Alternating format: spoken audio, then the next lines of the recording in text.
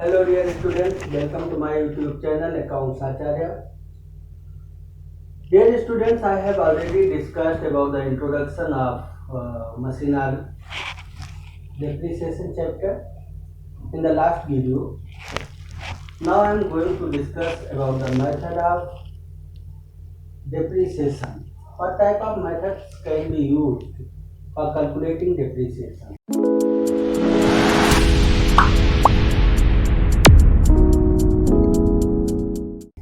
आपको डेप्रिसिएशन की मीनिंग बता दिया, ऑब्जेक्टिव क्या है और क्यों डेप्रिसिएशन चार्ज किया जाता है। अब बच्चों आपको बताना है कि what are the methods of charging depreciation. Depreciation charge करने के अपने क्या क्या मेथड्स हैं। वैसे तो बहुत सारे मेथड्स हैं, but some of the methods are very essential for your examination as well as important in Companies Act 2013. Schedule 2. As per Schedule 2, only two types of depreciation methods have been described. एक straight line method है और दूसरा है आपका diminishing balance method. इसके अलावा कुछ और भी मेथड्स हैं जो बुक्स में आपको दिए हुए हैं। देखें, first straight line method, second diminishing balance method और थर्ड है units of production method. What are the basis of charges of depreciation? आपको ये देखना है डेप्रिसिएशन चार्ज करने की क्या बेसिस है, आधार क्या है, कैसे आप इन्हें कैलकुलेट करेंगे। तो देखें, अंडर स्ट्रेट लाइन मेथड या इसी को कहते हैं fixed installment method, fixed installment method, और इसे डायरेक्ट मेथड के नाम से भी जानते हैं, इक्वल मेथड के हिसाब से भी जानते हैं, इक्वल सम ऑफ डेप्रिसिएशन के नाम से भी जानते हैं। देखें, under this method it results the constant charge over the useful life, यानी whatever the amount of depreciation will be constantly charge every year. It means any fixed sum is to be calculated and that will be the charges of depreciation every year up to the useful life. Under straight line method एक fixed amount हम calculate कर लेते हैं depreciation का। कैसे calculate करेंगे ये आपको अभी बताना है हमें, और वो जो फिक्स्ड अमाउंट होगा वो हर साल चार्ज किया जाएगा। तो let us proceed under straight line method. If there is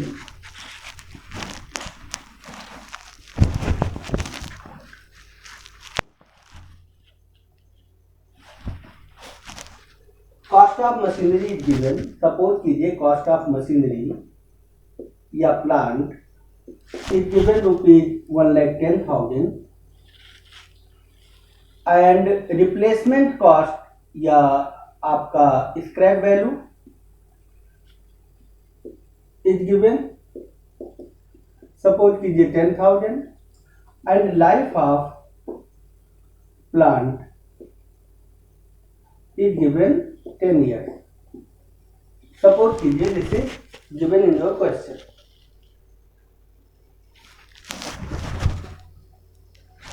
Use this formula.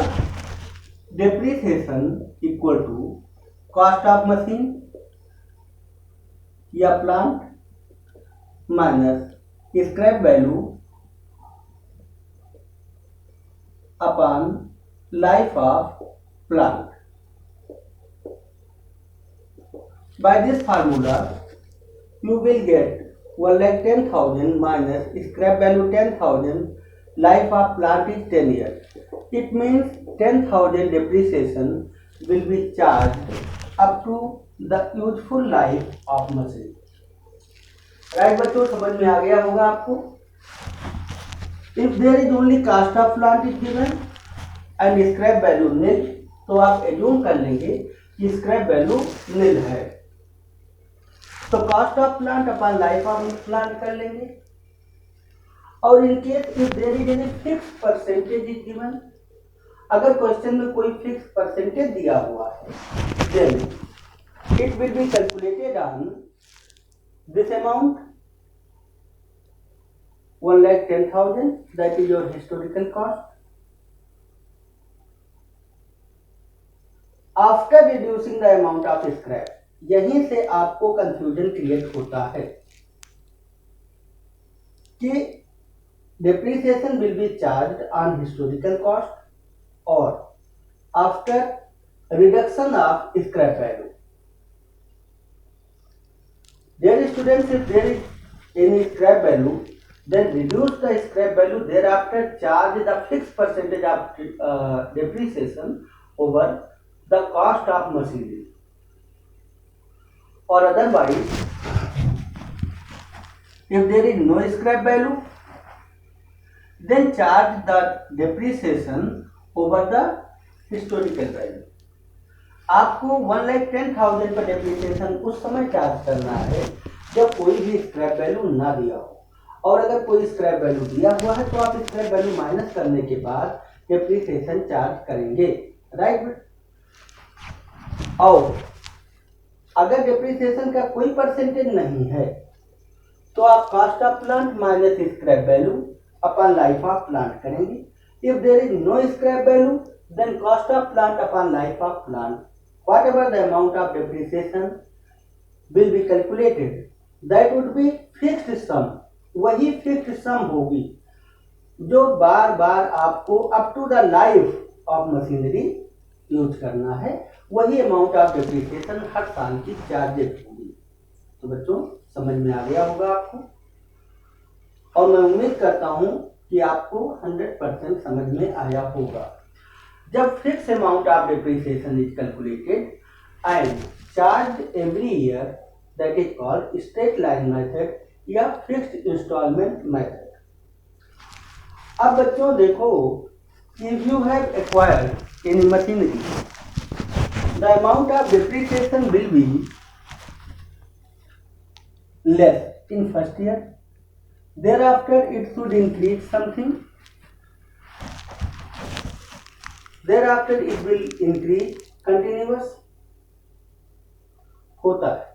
जब हम कोई भी मशीन खरीदते हैं तो फर्स्ट ईयर में वेयर एंड टेयर एक्सपेंसेस कम होता है, दूसरे साल ज़्यादा होता है, तीसरे साल और ज़्यादा होता है, चौथे साल और ज़्यादा होता है। इट मीन्स कि there is a something change of amount of depreciation every year.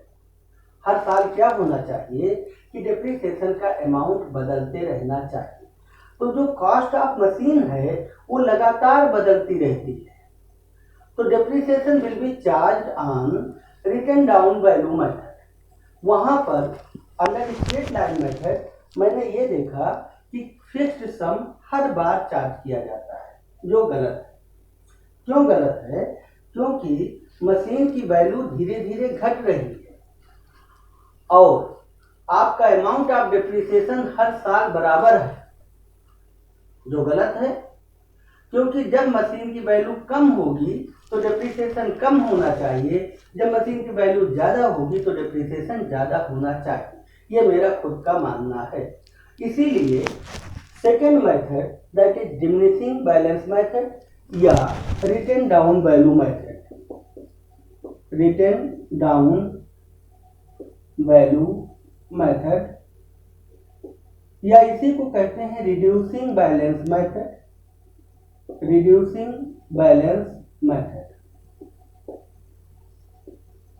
तो बच्चों देखें, ये तीनों एक ही नाम है, चाहे आप इसे डिमिनिशिंग बैलेंस मेथड कहें या रिटन डाउन वैल्यू मेथड कहें या रिड्यूसिंग बैलेंस मेथड कहें।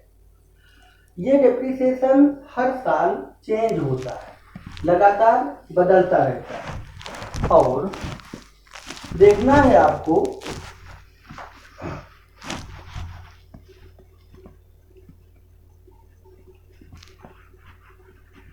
the amount of depreciation is not fixed under written down value method. Suppose कीजिए any machinery have been purchased for rupees 1 lakh. So this is cost of machine, cost of machine. और if there is any installation charges that will be added to your cost of machine. Thereafter total value of machine is 1,20,000। अब चाहे scrap दिया हो चाहे ना दिया हो, written down value method में डिप्रिसिएशन हमेशा इस अमाउंट पर ही चार्ज किया जाएगा। Under written down value method amount of scrap will not be deducted from the cost of machine. If there is depreciation 10%, then the first year depreciation will be 12,000. Depreciation first year amount या written down value, इसे क्या कहते हैं, WDV या book value, right. Book value to the next year is rupees 1,08,000 या return down value of the machine is rupees 1,08,000. Now the depreciation will be charged on this amount. अब आपको क्या करना है, इस 1,20,000 पर depreciation नहीं चार्ज करना है। अब आपको यहाँ पर depreciation सेकेंड ईयर का इसके ऊपर at the rate of 10% charge करना है। It means 10,800।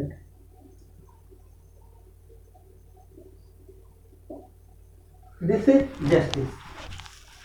ये न्याय है, क्योंकि जब मशीन की वैल्यू कम होगी तो डिप्रिसिएशन कम होना चाहिए, जब मशीन की वैल्यू ज्यादा है तो उस समय पर डिप्रिसिएशन ज्यादा होना चाहिए। स्ट्रेट लाइन मेथड में आपने देखा the amount of depreciation was equal every year, हर साल क्या रहा, बराबर रहा, ठीक, जो गलत है। रिटन डाउन वैल्यू मेथड में आपने देखा जैसे जैसे मशीन की कॉस्ट रिड्यूस होती जा रही है, डिप्रिसिएशन का अमाउंट सेल्फ चेंज हो जाता है। अब नेक्स्ट ईयर का अगर आप डिप्रिसिएशन चार्ज करते हैं तो this is your written down value, depreciation for third year will be 10% of 97,200, तो 9,720। This amount of depreciation will be charge. अब आपको ये अमाउंट डिप्रिसिएशन, तो देखें हर साल डिप्रिसिएशन क्या हो रहा है, कम हो रहा है, इसीलिए इस मेथड को हम क्या कहते हैं, diminishing balance method, reducing balance method या रिटन डाउन वैल्यू मेथड। तो बच्चों अब आपको ये समझ में आ गया होगा। अब देखिए method number third, production method. जब आप प्रोडक्टिव कोई भी मशीन एक्वायर करते हैं, खरीदते हैं, उस समय पर आपको ये पता चल जाता है कि इस मशीन से इतना प्रोडक्शन हो सकता है। लाइफ कैलकुलेट करना तो अलग की बात है, लेकिन बहुत सी ऐसी मशीनें हैं जिन्हें आप कैलकुलेट करते हैं उनके प्रोडक्शन के कैपेसिटी पर। तो जब मशीन का प्रोडक्शन के कैपेसिटी पर आप कैलकुलेशन करेंगे तो उसे हम कहते हैं प्रोडक्शन मेथड ऑफ डिप्रिसिएशन। तो under production method of depreciation whatever the total production, तो टोटल प्रोडक्शन को आप लाइफ ऑफ मशीन समझेंगे, और जितना प्रोडक्शन आपने इस साल कर लिया, कोई जरूरी नहीं है, आप कम भी कर सकते हैं और ज्यादा भी कर सकते हैं। तो जिस साल आपने जितना भी प्रोडक्शन किया है उस प्रोडक्शन के प्रोपोर्शनेट डिप्रिसिएशन चार्ज किया जाएगा। जैसे देखिए कॉस्ट ऑफ मशीन इज ₹1,00,000 और टोटल प्रोडक्शन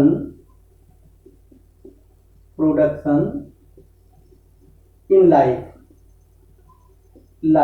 ऑफ मशीन की लाइफ में टोटल प्रोडक्शन सपोज कीजिए 20,000 यूनिट्स का होना है ये।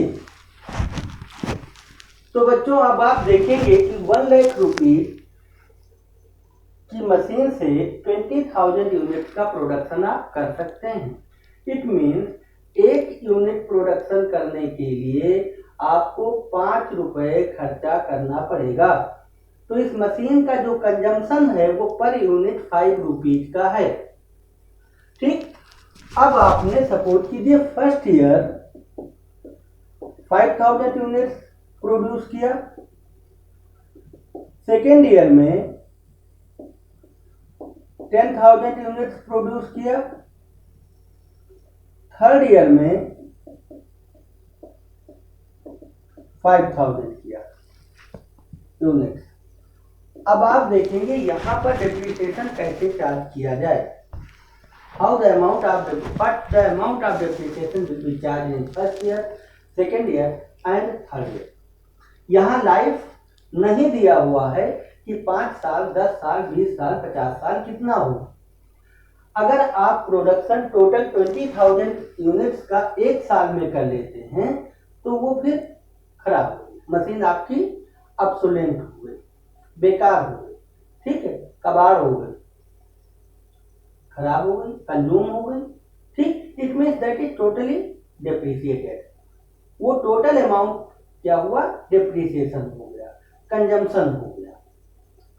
ठीक, अब आप फर्स्ट ईयर जो डेप्रिसिएशन चार्ज करेंगे वो ऐसे करना है, 1 लाख रुपीज की मशीन है यानी कॉस्ट है, अपॉन टोटल प्रोडक्शन कितना है 20,000, total production 20,000।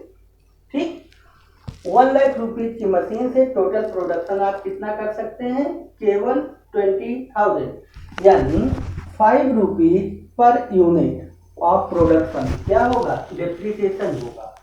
5 rupees per unit आपका क्या होगा, डेप्रिसिएशन होगा। अब आपने फर्स्ट ईयर 5,000 यूनिट्स प्रोडक्शन किया है तो फर्स्ट ईयर की डेप्रिसिएशन कितनी हो जाएगी, 25,000। सेकेंड ईयर में आप देखेंगे 10,000 किया तो 10,000 इंटू 5 यानी 50,000 होगा। थर्ड ईयर में आपका 5,000 यूनिट्स है तो 5,000 into 5 25,000। Now the amount of total depreciation is rupees 1 lakh with in 3 year.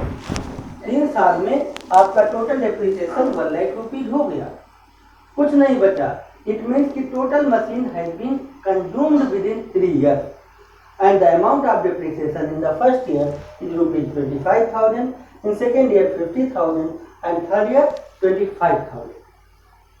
Right बच्चों, अब आपको समझ में आ गया होगा। देखें the basic difference between this method and this method, यहाँ पर लाइफ ईयर्स में दिया हुआ था तो आपने हर साल डेप्रिसिएशन इक्वल चार्ज किया। यहाँ पर लाइफ आपका आउटपुट में दिया हुआ था, प्रोडक्शन में दिया हुआ था, तो आप प्रोडक्शन को बेस बना लेंगे।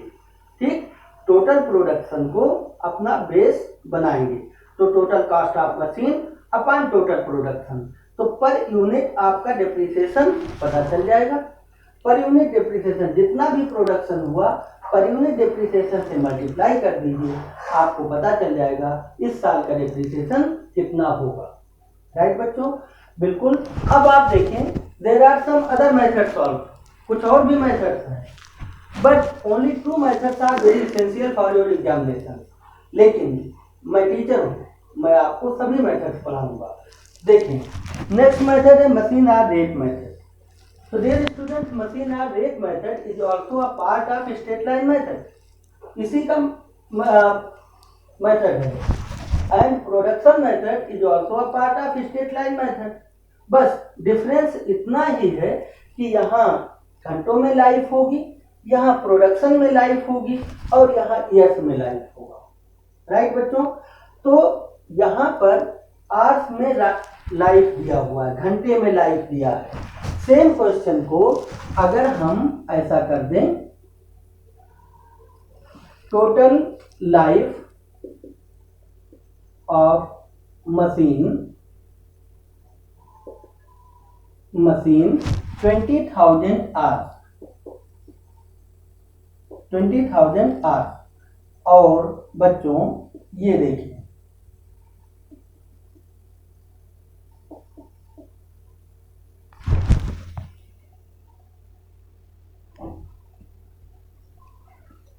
देखिए सेम। अब आपकी कॉस्ट ऑफ मशीन 1 लाख और टोटल आपको बताया गया कि ये 20,000 घंटे तक मशीन चल सकती है। तो मशीन की लाइफ कितनी हो गई? 20,000 घंटे। तो हर घंटे में मशीन का कंजम्पशन कितना हुआ? 5 रुपए। कैसे? देखिए 1 लाख रुपए की मशीन है और 20,000 आवर्स चलेगी, घंटे चलेगी, तो आपका एक घंटे का कंजम्पशन क्या हुआ? 5 रुपये। ऐसे ही आपके जो स्कूटर है, मोटर बाइक है, कार है, उसमें बहुत सारे स्पेयर पार्ट्स लगे होते हैं। इन स्पेयर पार्ट्स का कितने किलोमीटर चलने के बाद खराब हो जाएगी, राइट? तो कितने किलोमीटर, तो अगर वो टोटल किलोमीटर की बात कर रहा है, it means that is your life of that machine, that plant, that part of plant, right? तो यहाँ पर अब कॉस्ट ऑफ मशीन है 1 lakh, total life of machine is 20,000 hours. और इस साल इसने 5,000 घंटे चलाए, फिर 10,000 घंटे चलाए, फिर 5,000 घंटे चलाए। अब आपको पता चल गया कि एक घंटे में 5 रुपए के बराबर कंजम्पशन होता है, यानी 5 रुपए के बराबर डिप्रिसिएशन लगता है। तो 5 रुपए के बराबर, तो फर्स्ट ईयर कितना हुआ? 5,000 घंटे काम किया आपने, तो डिप्रिसिएशन कितना होगा? 25,000। दूसरे साल आपका 50,000 डिप्रिसिएशन होगा और थर्ड ईयर 25,000 डिप्रिसिएशन होगा। तो बच्चों टोटल डिप्रिसिएशन आपका 1 लाख हो गया। इट मीन्स कि total cost of machine has been consumed within 3 years, और 25,000, 50,000 और 25,000 में डिप्रिसिएशन डिवाइड कर दिया गया, राइट? अब आपको समझ में आ गया होगा। ये मेथड कहते हैं मशीन आर रेट मेथड, जो आप आगे चैप्टर में पढ़ेंगे। अब देखिए बच्चों, एक नेक्स्ट मेथड है डिप्लेशन मेथड। बहुत इंपॉर्टेंट मेथड है ये डिप्लेशन मेथड। जैसे कि आप जानते हैं कि all of the natural resources that are available, natural resources that are available हमारे पास है, इट्स बीइंग डिके, क्या हो रहा है? क्षय हो रहा है, कम हो रहा है, अपने आप कम होता चला जा रहा है। आज पानी की स्कैर्सिटी हो रही है, लोग बॉटल लिए घूम रहे हैं, ऑक्सीजन की कमी हुई जा रही है, लोग ऑक्सीजन सिलेंडर लाद कर घूम रहे हैं। ऐसे ही कुछ समय के बाद कोयला भी खत्म हो जाएगा, सोना खत्म हो गया है, और बहुत सारे मेटल हैं जो हमें नेचुरल रिसोर्सेज या नेचर हमें प्रोवाइड करती है। जब ये धीरे धीरे खत्म हो रहे हैं तो हम इन पर भी डिप्रिसिएशन वैसे ही चार्ज करेंगे। अब सपोज कीजिए कोई कोल माइन है, आपने उसे लीज पर लिया, पट्टे पर लिया कि हम कोयले की खुदाई करेंगे। बहुत अच्छा काम है, कोयले की खुदाई आप कीजिए, लेकिन अब ये सोचना है हमें कि जो आप लीज लेने जा रहे हैं, पट्टे पर जमीन लेने जा रहे हैं, उसमें कितना कोयला है। ठीक, किसी ने आपसे बताया सर यहाँ पर 10,000 टन कोयला है, 10,000 टन कोल है। ठीक, तो ये क्या हो गया? 10,000 टन क्या हो गया? लाइफ हो गई आपकी, life of mine. Life of mine क्या हो गया? 10,000 टन। अब आपने ये लीज परचेज किया, सपोज कीजिए 1 लाख रुपीज में, तो कॉस्ट ऑफ प्लांट है या कैपिटल है आपकी 1 लाख रुपीज, और लाइफ ऑफ माइन है केवल 10,000 टन।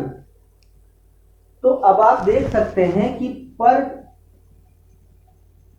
टन आपका कितना डिप्रिसिएशन चार्ज होगा। तो हमें समझ में आ गया कि 1 टन पर 10 रुपीज डिप्रिसिएशन होगा, 10 रुपीज डिप्रिसिएशन पर टन। पर टन आपका 10 रुपीज डिप्रिसिएशन होगा। अब सपोज कीजिए फर्स्ट ईयर में आपने 2000 टन डिगिंग किया, खुदाई किया। सेकेंड ईयर में आपने 3000 किया और थर्ड ईयर में आपने 4000 किया। ये डेप्रिसिएशन कितना है बच्चों? 10 रुपए पर टन। तो 10 रुपए पर टन यहां मल्टीप्लाई कर दीजिए।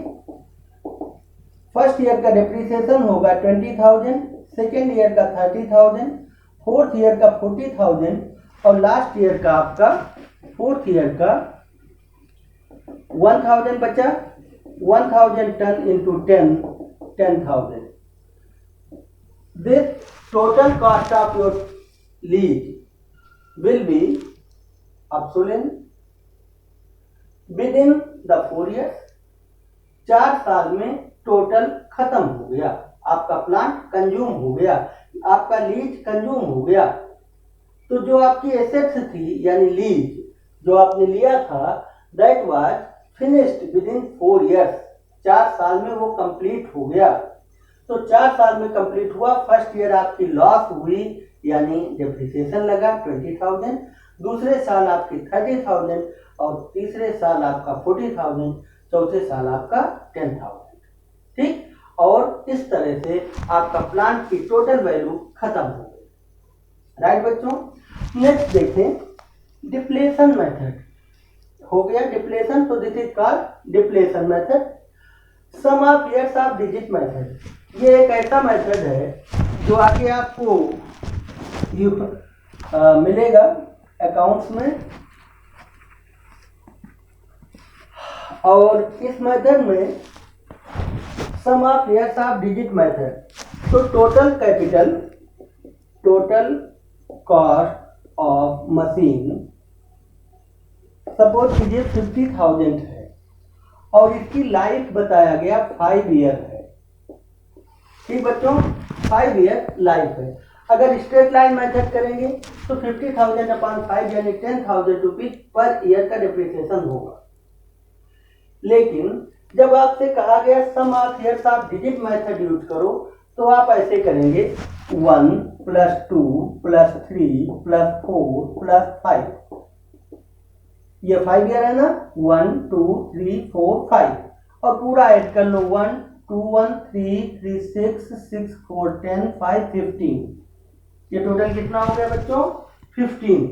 तो first year depreciation will be charge 1/15, second year 2/15, third year 3/15, fourth year 4/15 और फिफ्थ ईयर 5/15। अब आप सोचेंगे ये कौन सा नया नाटक है?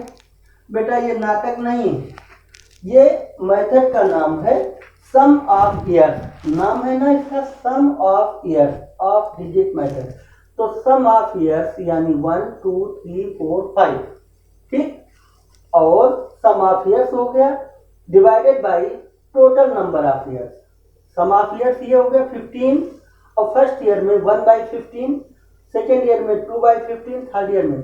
ऐसा क्यों किया गया ये आप समझिए। इस मेथड का मेन ऑब्जेक्टिव ये था कि जो डेप्रिसिएशन है फर्स्ट ईयर मशीन जो होती है वो बिल्कुल मस्त होती है, बिल्कुल सही होती है। तो उस साल जो डेप्रिसिएशन होना चाहिए वो कम होना चाहिए, इसीलिए इन्होंने फर्स्ट ईयर डेप्रिसिएशन 1/15 चार्ज किया। अब 50,000 इंटू 1/15 ये आपका फर्स्ट ईयर का डेप्रिसिएशन हो जाएगा। First year. सेकेंड ईयर जब आप जाएंगे तो 50,000 इंटू 2/15, थोड़ा सा डेप्रिसिएशन ज़्यादा लगाया क्योंकि मशीन पुरानी हो गई, 1 साल पुरानी हो गई। अब आप थर्ड ईयर जब आप आए तो 50,000 इंटू 3/15 और फिर 50,000 इंटू 4/15 और फिर से 50,000 इंटू 5/15। ये बेटा जो भी अमाउंट आप कैलकुलेट कर रहे हैं यहाँ पर that will be the amount of depreciation. जैसे फर्स्ट ईयर का डेप्रिसिएशन होगा 3333, सेकेंड ईयर का डेप्रिसिएशन होगा 6667, थर्ड ईयर का डेप्रिसिएशन होगा 9999। फोर्थ ईयर का डेप्रिसिएशन होगा